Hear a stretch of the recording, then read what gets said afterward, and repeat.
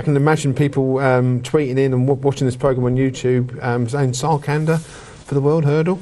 But anyway, we have looked through the form, and that's what we're pointing to at the moment. But obviously, don't forget, there's a good 6 weeks, actually 6 weeks from today. Yeah. So we will get some more clues, and will more of that actually turn up before Cheltenham. Will Willie Mullins indicate where Annie Power is going to as well? That'll be of interest. I've got a feeling it might be the Mares, which he'll probably win easy. But anyway, let's talk about the JCB Triumph Hurdle Trial. This was a horse now is 9-4 favourite, only with one firm. In majority of firms, it's 7-4. And it was Peace & Co. who ran on Saturday.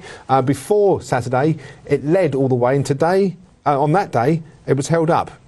Tell us your sort of feeling on that particular race, and what it was there for to be held up. Yeah, this Grade 2 level, this juvenile hurdle, perhaps we could get the graphic up. Yeah, let's get the graphic up. Get the graphic up for this as well.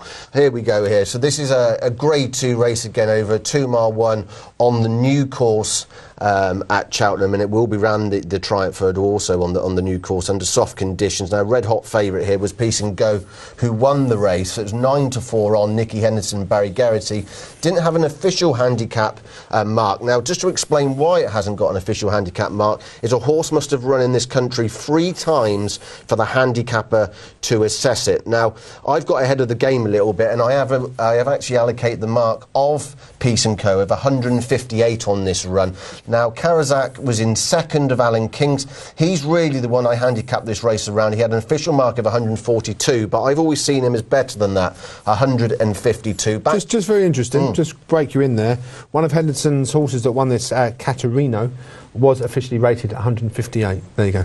Really? Yeah, done my research earlier. There you are. So in this race, they had, first of all, he pulled very hard early. Now, I looked at the juvenile division very, very closely on last Thursday and spent the day going right the way through them to find out about how Peace & Go was. Now, I come out with some interesting conclusions before this actual Cheltenham race. On the Doncaster run, he was very impressive, wasn't he? You know, it's a completely different track, flat track now. He won 19 lengths and a further 13 lengths back. He looked impressive. If you believe that January form, I had him coming out of 171, which obviously we're talking like champion hurdle class, so I was getting a bit excited. In fact, I rang a bookmaker to find out what price he'd be for a Cheltenham hurdle. Now, he's turned up to this race on Saturday, and I think there is overwhelming evidence now to suggest that there's something wrong with the Doncaster form. And when I mean there's something wrong, I mean horses in behind haven't won his race. It was very impressive. This was more workmanlike for me. The horse pulled very hard. There was absolutely no pace in the race. But Karazak, the second horse, is a very good, you know, he's the yardstick, because Karazak himself, of course, was second in Grade 1 company.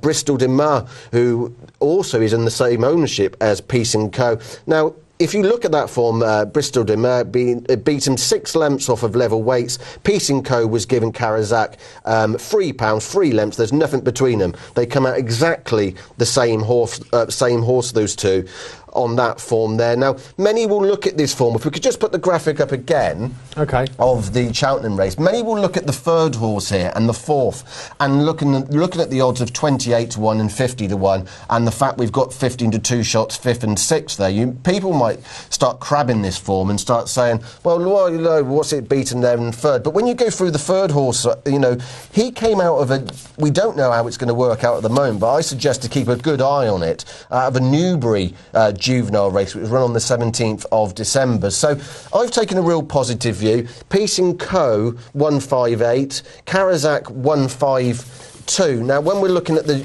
overall juveniles, Peace & Co.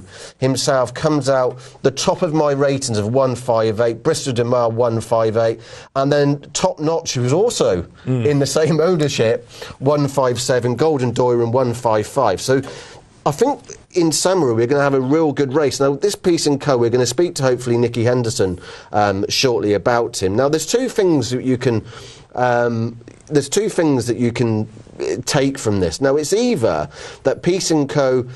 has regressed for tackling a stiffer track like Cheltenham, but I just think that that Doncaster race, you know, when horses win like that, I get the impression from hearing Nicky in interviews that perhaps he didn't expect that kind of a performance first time, and maybe there's something wrong with it. But without a doubt, he's right up there with the best. And as I say, Karazak is the market for the form, and it should be a very, very exciting champion hurdle. On the performance of Peace and Co, Triumph hurdle. Triumph hurdle. Sorry, sorry. Don't get carried away. Yeah, even though the Triumph. You know, 1 and 2 have run in the champion hurdles. It wasn't quite yet. No. What I get with this horse is we didn't really see him. Well, we didn't see him off the bridle at Doncaster at all. He went round. He was very impressive, and there was no pace early. He was keen. He didn't make blunders. He was just a bit enthusiastic. He looks a bit green. He still looks like a big baby to me. And when he was led off the bridle, because he looked like he was going to do it ever so easy coming down the stand side against Karazak, when he'd actually shook the reins, I must admit I was slightly disappointed by the response. It was the first time we'd seen him. You expected it to quicken away from Karazak? Yeah, I did.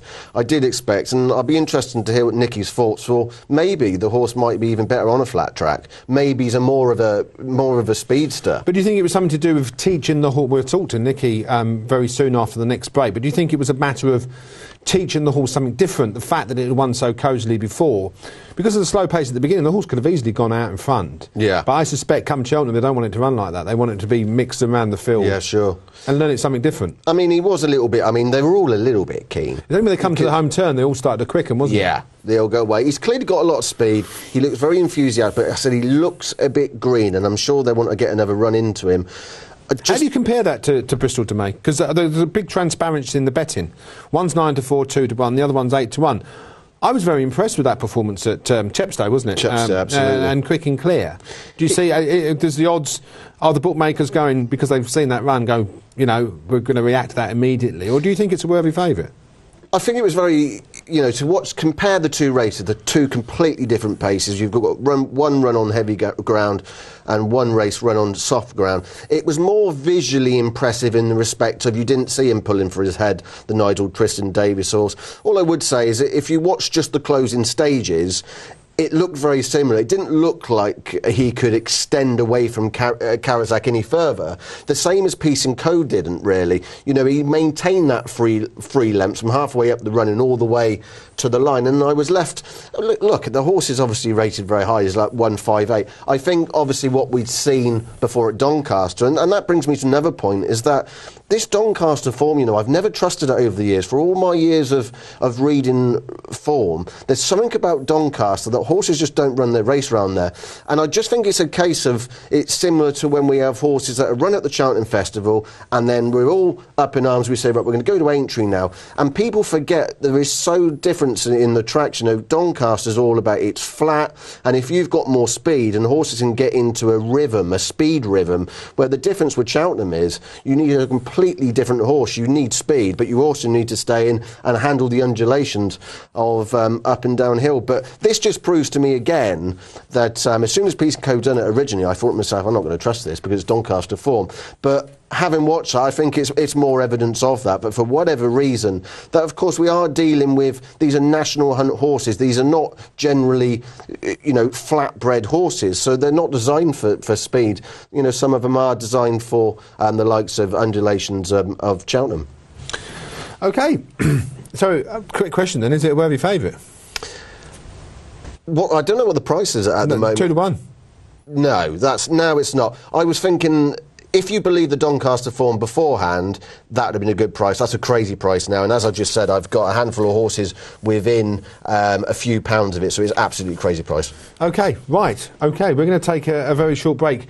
When we come back, we hope to have the trainer of Peace & Co on the other line, Nicky Henderson. We'll take a very short break. We'll see you after this.